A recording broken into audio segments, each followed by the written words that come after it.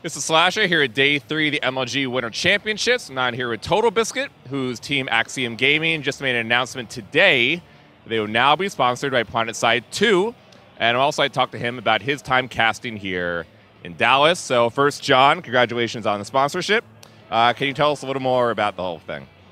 All right, well, it's like pretty much any other sponsorship, only it happens to be with a very specific video game and a company, of course, Sony Online Entertainment. PlanetSide 2 has been a game that I've been covering for a long time, been way into it simply because of my participation in the original PlanetSide, known as the person that had the most stupid posts on the PlanetSide forums of anyone ever.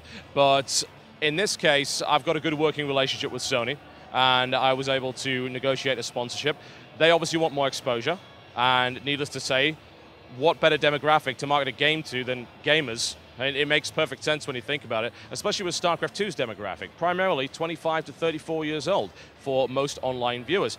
Absolutely fantastic demo to hit for a free-to-play game, people with disposable income, and of course people are into something a little bit more complex than just like Call of Duty. They want something persistent, they want something a little bit challenging. PlanetSide offers that. So what is essentially happening here is they are basically paying for about half the team for a year. And in return, of course, they will be one of our major sponsors. They'll have a big splash on our new jersey, and you'll be seeing them on the stream, as well as we will be participating in events with them, as the first of which, of course, you saw here at MLG. We had the PlanetSide 2 Expo. It was pretty fun. So for me, it makes so much sense. It's a game that I'm already playing, and it's a game that I feel that we could really push out to StarCraft 2 players and say, here's something else that you can be playing as well. And as we know, nobody who watches StarCraft 2 really plays the game anyway, so they've got plenty of spare time. Won't be a problem.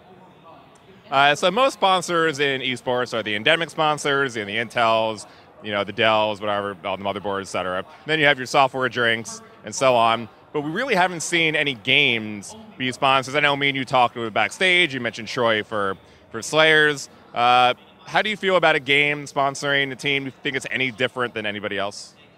Doesn't seem to be, as far as I'm concerned. The basic idea of a sponsorship is that you pay money to an organization who in turn provides you the return on that investment.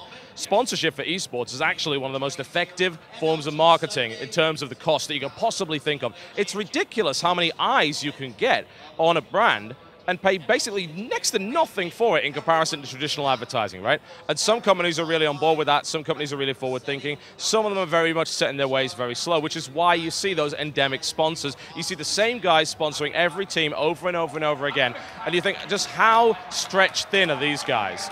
And I thought, let's bring somebody new into the scene who I know is forward-thinking, I know is enthusiastic, and is going to market to gamers anyway. Makes perfect sense. Let's bring some more interesting sponsors in. And why not be a game? Why not?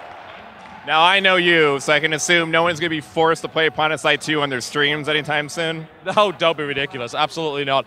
But they are, of course, going to give it a try because they like the idea. You may have seen Ryung in a recent video playing FIFA 13. They do play other games, and it's not just League of Legends. There's this weird idea that every Korean pro player plays LoL in their off time. A lot of them do, but Ryung likes FIFA. I know that MMA and Crank are really into King of Fighters, for instance. They like to play fighting games, and they'll definitely give it a try. As to whether or not they pick it up, it's not part of their contract. They don't have to do it. We would never force them to play a game. It's just absurd. So hopefully they will give it a try and they'll like it. But if they don't, it doesn't matter, because at the end of the day, it's the sponsorship logos that are all over their jerseys and all over their actual shirts, as well as all over their streams that really matter. So, you're here at MLG Dallas. We have the finals going on right behind us between Life and Flash. What are your general overall thoughts of how the event went so far this weekend? I think if I was to be totally blunt, the round of 32 was pretty much a whitewash, which I did expect. I didn't like the format and the way that most of the players qualified to be here. They gave a lot of spots to Europeans and Americans in separate brackets as well, which was a kind of a strange thing to do. And they could have kind of had a certain amount of spots for foreigners, if you want to call them that, and just have them kind of kill each other. But as it turns out, we had some kind of, I don't want to name names because it's unfair, but at the end of the day, these guys were clearly not up to the cream of the crop from Korea. Korea had invites from ESF and Kesper, and the best of the best got through for the most part. We had a lot of really strong Terrans, the strongest Terrans in the world. And can you think of another Terran that's not here that kind of should have been? Nothing springs to mind, really, not at the current levels. And we saw great performance as a direct result. So round of 32, kind of a whitewashed, lots of foreigners killed.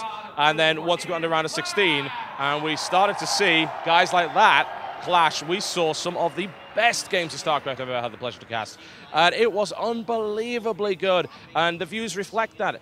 And you might say, oh, well, if there's no foreigners in the tournament, no one's going to watch. It's nonsense. Are you kidding me? Round of 8 onwards had the strongest views of, I think, any StarCraft tournament I have ever seen. Right, we're talking about views that were going beyond WCS Europe, which is like considered the benchmark. We don't know how much these earlier IPLs or MLGs have got, because of course they use their own players, so they never gave the numbers out. But this is on Twitch. We could see those concurrents, and they're so strong. And that's really great for the momentum of this expansion. We needed this tournament to work well. And it did, thankfully. We had the best quality games, and as a result, I think that's going to give a ton of momentum to Heart of the Swarm going forward, and I expect great things from forthcoming GSLs, GSTLs, and DreamHack. So it's safe to say you're pretty positive about Heart of the Swarm, the release, and how things have been going so far? Yeah, it's a more dynamic game. It's a more exciting game. It rewards more mechanically adept players, which I think is why we're seeing these particular Koreans end up in the top. There's been a lot of discussion about Terran and Speed Medevac, but as we've gone through the tournament, we find it's been less and less effective. This is a mechanic that works very, very well for players with extremely high APM and crisp mechanics. Yeah, play that against a foreigner who may be a bit out of practice or just isn't up to par, or even a Korean that hasn't been playing all that much StarCraft 2, and he's going to struggle against these new builds. He's not going to adapt all that well. And then we have players like Life, and then we have players like MC, and then I just want to give one shout out to one particular foreigner, actually, which was Gosu User, who dealt with the medevacs from Bomber incredibly well.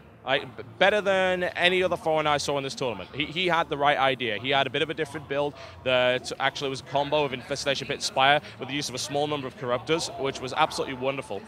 And I think that as a result, we've had some great games, and if there's any balancing to be done, I just dearly hope that Blizzard waits until after at least a few rounds of GSL to really see where things are. This tournament I don't think is indicative of balance in any way, and I think as things have progressed through the round all the way to the finals, we've realized, Speed Medevac's good, but it's not that good. You know, is it game-breaking, as some people are saying? Probably not. And there's a couple of other abilities that, of course, need to be looked at. I think that's pretty much a general consensus between the pro players. So to get you out of here, you are a team owner, of course, and we talked a little about the lack of open bracket here. MLG Sundance has said some things back and forth on whether they're going to include an open bracket for the future. Also, the qualifiers to get here were done in an invite process with one game between two players getting each player. What do you think about there not being an open bracket, may not return, and how they're doing the qualifier system right now? Well, the biggest concern for me is not the lack of open bracket, but the way the qualifiers were done. For Axiom in particular, it burned us really, really hard because they had a point system, essentially, which pretty much everyone knows about. They don't know the specifics of it, and I won't go into it. But what I will say is the point system determined who went into which bracket, and also our status as an independent Western team meant we had the smallest number of available spots that could have been taken by one of our players. So it hurt us pretty bad, but it's something that we kind of accept in that the format of this particular tournament has got to be different to all of the others, simply because they wanted a really well-run event. And it seems like they've managed to pull that off. In future, I hope for in-depth qualifiers.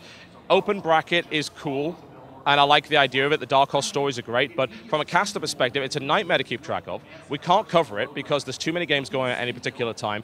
It has a huge drain on resources. I have to imagine, I mean, it can't be cheap to set up an open bracket, get all the staff to manage it, get all the equipment to make it work, and more often than not, the open bracket is just a story of a Korean coming and trashing his way through it in a fairly predictable fashion, and then very occasionally you get that Dark Horse.